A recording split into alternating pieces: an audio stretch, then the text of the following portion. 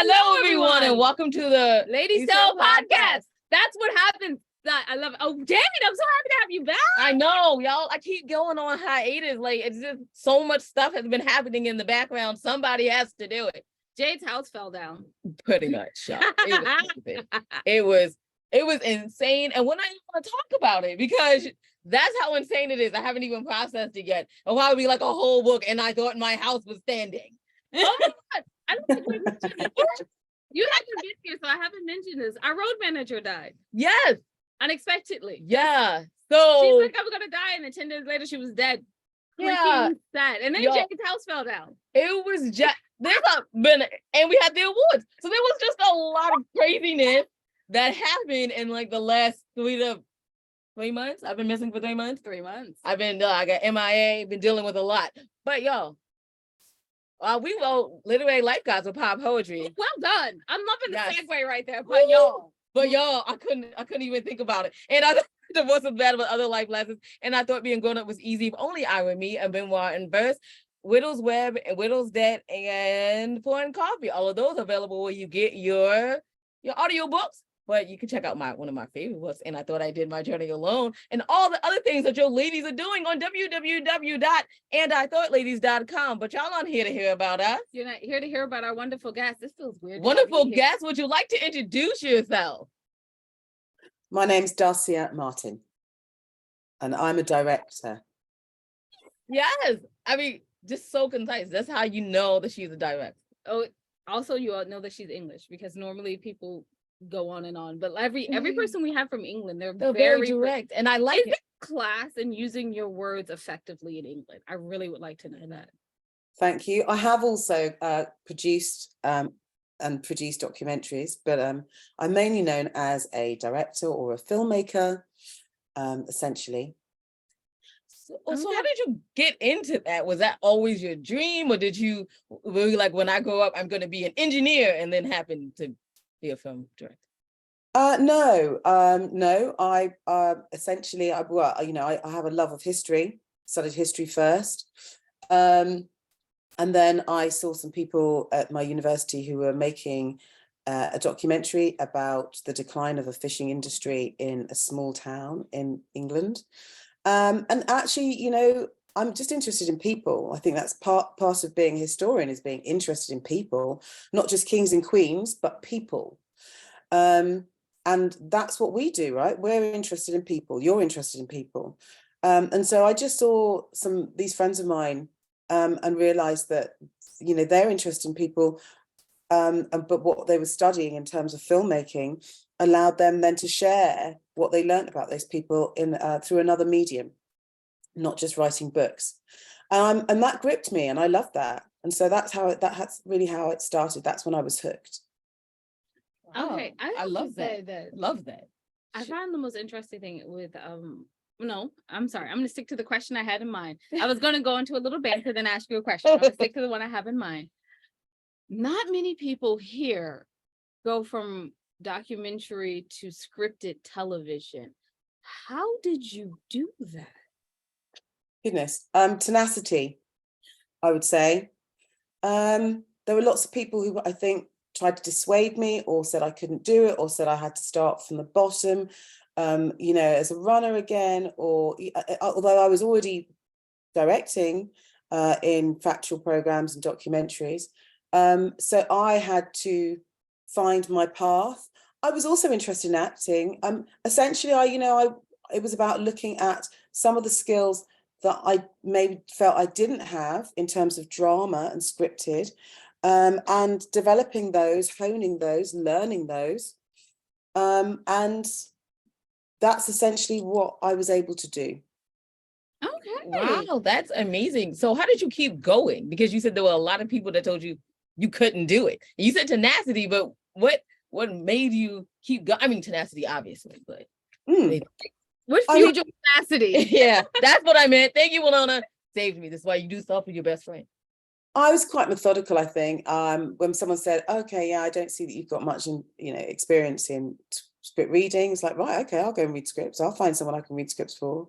You've got enough experience working with actors. Well, okay, I'll go and find that experience. I'll go. I mean, literally, I was kind of like, and I just kept coming back and saying, right, I've got this now. Now I've got this. I felt I was in a very good position in that I was working at the BBC, and I think the BBC was great in some ways in allowing me the opportunities. And then I managed to get on a scheme where you could learn some skills that you could take back to your parent department. And so I went and did some placements in drama, and that was phenomenal, life-changing. So I then got lots of different experiences, shadowed lots of different directors, which is so much harder to do now because, with social media and the currency that you have, if you have inside information about a show, that, very rarely now productions don't trust anybody coming to visit a set, let alone shadowing and being that close. So it's really hard. But I got to shadow and learn a lot from lots of different directors. And it's also great, being a director, you're a department of one. You don't often get to watch other people doing what you want to do or what you do.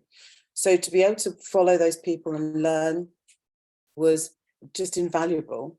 And so that's really how I started to make that transfer over towards scripted drama, to make scripted television in the BBC. Wow, that's very interesting. I do have another question. When you were talking about you had to learn how to read scripts, what did you find out as you were reading scripts, what people were looking for? In terms of what did I learn in terms of finding out? Yeah, like what experience were they asking you for when you were like, oh, you don't know how to read scripts? What exact experience were they asking you for? I think sometimes, I think lots of people wanted lots of different things, really. I mean, we've all read books. Well, most of us have. So, I don't know. I mean, sometimes people just are looking at things because they just want a shorthand. They want to know that that shorthand, and then when you hear sometimes the accusations that are leveled at people, when it's just like, well, we're just looking for someone who's like us. What does that mean? What does that mean? But how essentially it's understanding story structure, and I made sure that I did the courses and I looked at things and learned how to articulate. And essentially, we all know why we do and don't like a film. We all know why we do and don't like a book, but not everybody can articulate it. And I often think that really what someone wants is that you understand the shorthand, or you have the words and the vocabulary to articulate why a film did or didn't work, why a script does or doesn't work. And if that just means, oh my gosh, there's no real inciting incident. It's just understanding that we all have the same language. And that's really where, in terms of inclusion comes in, is that you all know, anyone, guy on the street knows that they do or don't like a film. Sometimes the difference is that they just don't know how, and they don't have the vocabulary, the language to articulate why they don't. And sometimes that's the barrier that, that sometimes plagues our industry. Wow, that's very interesting. I had to ask that question because we are coming from the book world, right? And we have interviewed many literary agents and editors, and they directors. Right. But I was going to say, compared to it's a different skill writing a script. And so to transfer that, I just wanted to know that information. I think that our audience wants to know that information, how you can maybe take that critical eye that you have for reading, because as authors, that's what we do. We read our work, we read other people's work, we get kind of critical about it. And to move that into script writing, as we're trying to even promote our own scripts or whatever we're trying to do. Winona, I know you have lots of questions and I've been talking too much today. No. It's just so wonderful to have you here. I'm not going to lie. So I don't have to come up with all the questions. I do have two questions that I wanted to ask that have absolutely nothing to do with each other. Because that's Winona's style. One, because we've been so serious about talking about film. But the question I want for myself, I want to know this knowledge. A lot of times when you're shooting footage for documentaries, you have to find a story arc in that.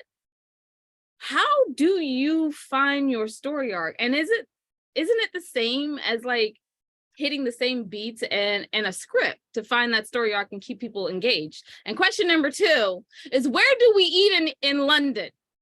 Because we go every year and we get fat and we end up eating at fast food places every year. And I want to eat something good this year. Oh, there's no need to eat in fast food places. There's no need to do that at all. No. Well, so, sandwiches. I'm like, all right. so let's look at terms of story arc. I mean, you know, when you make a documentary, the difference is you kind of know the story. You know what's interesting to you. The difference, I would say, compared to scripted is them being open to finding and discovering something else that then can lead that story. But essentially, yeah, you still have those beats. You still have you still have, you want a protagonist, you need an antagonist, don't you? Right. So I think you still need that sense of direction in terms of the narrative. It's an interesting one now, of course, because we have reality TV shows where you're following the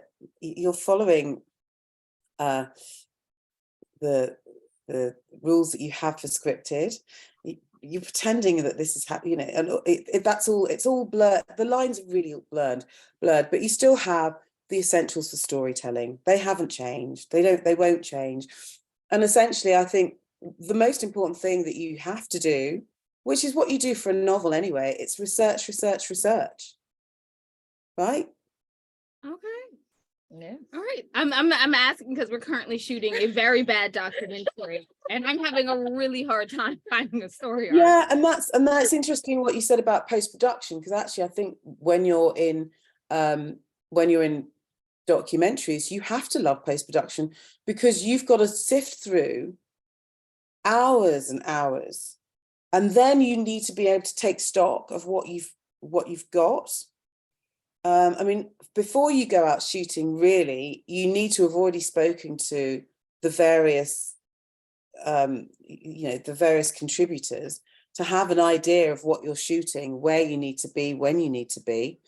Then I think when you started shooting, you do need to stand back for a moment. You need to take stock. You also need to find out when the important events are happening, depending on what the documentary is about, of course. But, you know, if it's about a trial or a court case, then of course you need to know when to turn up. And then, right, you'd be surprised. But yeah, you need to know when to turn up. And then, you know, you got to then be able to take stock again and then think, okay, now where is the story taken us to? Then you've also got to think about how you bridge the elements of the story, whether you do that through, whether you do that through a little bit of drama, you know, and using actors, or whether you do that just through interviews and pieces to camera from the actual contributors themselves. You've also got to work out how good those contributors are on camera. And I think that's where my little love affair with drama and film started, because I realized that I love documentary and I always will, and I still do, you know, always still love it. It's really important because honesty in a performance is really important. And I think the way you often find honesty is documentaries to a certain degree. But I think good drama is when you have a story that a documentary can't quite tell. That's when good drama steps in. Obviously, you have a great eye for the drama. Yes. Because what you have directed, the finales are good. Which ones are they? Tell me. The midwife one was very good. Okay, I gotta say the only one I did watch, because I mean, honestly, I couldn't find the other one. I mean, I love it. Anyway, so yeah. So I mean, but that also is like your love of history, right? That came to doing that. Really interesting how your worlds collided right there. And I like it. Okay, so anyway, B question. I now have a C question. No, wait, we have the good food now. Yeah. My B question was the good food, and then I also need to know: is there crafty over there on sets? If so, is it wonderful? Not like they have in America, from what I know. Or some places like in France, I think as well. Pretty. They have. I mean, some productions have. There's a good sort of little craft truck, some coffees. I don't do coffee when I film. Really, I do turmeric How do you latte or stay chai up? latte. How do you stay I don't, awake? I don't do coffee. I really don't. Okay, you have a I secret. feel like you're a superwoman. Yes. Woo, woo, Yeah. long hours. Me without coffee that's not a person you want to meet. Yeah, no, it's a very rare thing. Maybe one coffee every 6 months, maybe. I'm allergic to coffee. That is the only reason I don't do coffee. She's like, if But I I- was- But chai latte and a chai and turmeric latte, or as we call it, a dirty chai. Yeah, that could work. That's got a little shot of coffee actually. Occasionally I've done that, a dirty chai. But yeah, just that's enough of a boost. In terms of food, what food would you like? food. I don't know. Like, if it's like a chicken sandwich, French fries, a Food. fried apple pie, and a soda, I would be so happy because that's Food. all we have ever eaten really while we're there. Except this one Toast. time, But this one time we ate toast, and no, this Lots one of time toast. someone took us someplace and we had some ribs. and that was It wasn't too far from the TV studio we were shooting in. Right. So, I mean, a treat would be to go somewhere in Soho, Randall and Auburn, which is Okay. amazing seafood, Okay. lobster, Mhm. fries. Soho, yes, Soho Yeah. food place for me. Yeah. No, you don't. Never mind. I'll ask about that later when I'm off camera. I'm just happy to have something. I'm so excited. I'm so And happy. then there are some nice places just behind Sloane Square, which is West London. That's also nice, and also a lot of nice places around Shoreditch and Old Street and Clerkenwell. Beautiful, beautiful old restaurants too. Okay. Thank Thank you. Going you to the old so There's a lot. very And then much. Chinatown. Wow. I mean, you just There's walk a into Chinatown. So across from Soho, Mhm. go into Chinatown, lots of lovely places to eat. Thank you so very much. It's Okay, so unfair to say one place because there's just so many beautiful places. thank you. No, we love the array of things. And so no. I'll ask when I'm finished because Yes. I was like, I didn't catch the name of that seafood place, but But- I'll ask when I'm done. Yeah. Okay. So I guess we're at the end of our show because you're a busy lady. And so the question that we ask all the time is, what are the top 3 things that you would share with people that are trying to get into your craft or just even continue to write in general? What are the top 3 things that you have found to help and keep you motivated? To help and keep me motivated, I think it's really important to nourish your brain, which means I think that you need to watch eclectic and a mix of output. Don't get stuck sometimes into the void, the YouTube void, where you're just kind of watching the same thing. Sometimes it's just great to just turn on different channels, see what's there, see actually, put the radio on. Sometimes when I'm doing something on my laptop, I actually have the radio stations playing. And a lot of the time it will be talk radio. It's not music radio all the time. It's a mixture. You learn things. You suddenly hear about something. You suddenly stumble upon an interview. You're like, wow, that's a great story. So you have to nourish your brain. You also, I think, have to release your brain, which means for me, it's writing a couple of pages of stream of consciousness every morning to get all the stuff that doesn't need to be in your brain out. And then I get up by the time I'm getting up, I know what I want to be doing. And I do that religiously when I'm filming. You should also be doing it when you're writing. I have to thank Julia Cameron for that. That's part of the artist's way. That's that nourishing your brain and also releasing your brain, that stream of consciousness. That's very much about getting all of the crap out there so that you can you can then focus on what you need to focus on doing. Thank you. And the third one really is just be kind. Be kind to people, really, really. It's an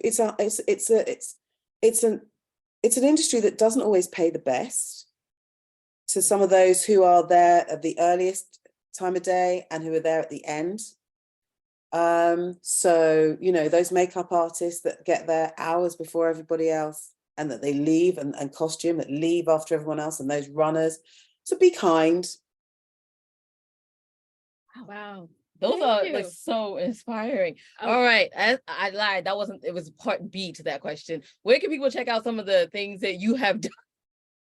Done and maybe follow you on social media. I'm sorry, part B to that question. You've been gone for 3 I've months. been gone for 3 months, y'all. Please forgive me. Where can we check out more information about you and your shows? Okay, well, definitely my website, darciamartindirector.com or darciamartin.com, and sometimes on Instagram and Twitter, Darcia Martin Director.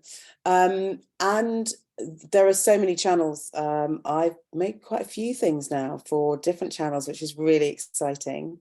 And, you know, my recent show was Riches, which did really well in the US. That's what I meant to tell you. I love that show. Oh my God, I love that show. Oh, I've watched it 3 times in 2 months. I want my we show like your show. We should be writing, and yet here we are. Oh, Did you binge it? Did it? writing. It was like, we know we should be writing. Why should we be writing? Benji gives some more. I'm incredibly proud of that show, especially it was, you know, such a new thing for the UK and for a UK audience, essentially. I'm really very proud of it. And yeah, and then I'm doing another new show at the moment. I'm finishing, and I've got a short film that's coming out. So information about all of those shows will be on my website, and you can also find me on social media. Thank you. I just want to say, if you have not watched Riches, you should watch Riches, because it's a lovely mix between Dynasty, a good education about African American and Afro-British culture, and it's soap opera for all get out. It is awesome. Okay, I'm done. Oh, yep. I'm sorry. Yeah, let me not. Not a brand endorsement. No, It was just simply something we have enjoyed. So, and it helped me a lot, because I'm writing a script for my radio play, and I was watching this and I was like, yeah, if I could get the good. Yeah. So and that's a real love letter to London. And if you want to see another show that I've done that's also a kind of a bit of a love letter to London, it's The Chelsea Detective. But as you can see, you know, also Call the Midwife was a bit of a love letter to old London. And the show that I've just finished doing, that's like a love letter to a different part of the UK in England, the Midlands. So yeah. Well, thank you so much for joining us today. Like, it's amazing to sit down with you, like virtually. Yes. And I would also like to say the Chelsea Detective was very joyful as well. Oh, wow. Yeah. And it was amazing. It's fantastic to make. Beautiful. Thank you so much. Yes. And can you tell we watch a lot of UK TV? We watch a lot. But okay, so, now we should be done. And I'm sorry for fangirling. Yes. I'm on the show. You're out. Okay. Now I have to be professional. Thank you so much for coming on the show. We really appreciate it. And I will go ahead and wrap us up, right? Okay, wrap us up. You can find everything your ladies are doing on www.andithoughladies.com. While you're there, take a minute, go to the middle of the page and see the charities we probably support. Maybe you can put them also. We thank you in advance for that. And just remember, y'all, wisdom is all around you if you're open to finding it and accepting it. So peace and love, you guys, from Will Nona and Jade. Bye-bye. Oh, yeah. Thanks for listening.